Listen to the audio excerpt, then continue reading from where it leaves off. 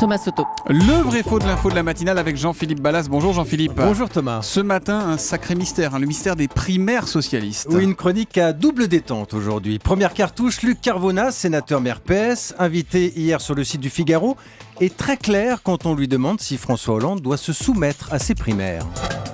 Je vais vous répondre comme le répond Jean-Christophe Cambadélis, le premier secrétaire du parti. Les primaires sont inscrits dans nos statuts. Donc il doit s'y Mais soumettre. aujourd'hui, il n'y a pas de candidat.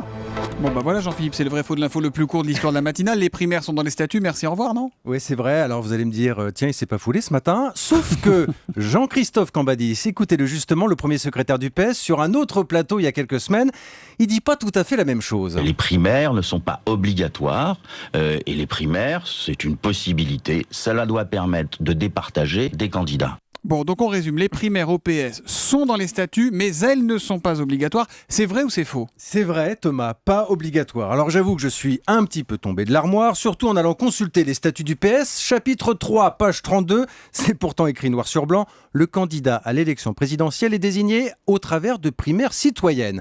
Nous avons donc appelé le Parti Socialiste. Qu'est-ce que c'est que cette histoire? Le PS nous donne l'explication. Il s'agit là de textes indicatifs de statuts non contraignants. Autrement dit, ce n'est pas parce que c'est écrit que c'est obligatoire. Attendez, donc si je vous suis, si on va au bout de la logique Jean-Philippe, Ouais. on pourrait très bien ne pas avoir de primaire socialiste en 2017, enfin pour 2017. Bah exactement. Alors certes, on en parle, mais ce n'est pas un passage obligé. D'ailleurs, Thomas, une anecdote pour vous montrer le décalage parfois entre ce qui est écrit et la réalité. Eh bien, les primaires PS de 2012 avaient été organisées sans qu'aucun texte ne figure dans les statuts du parti.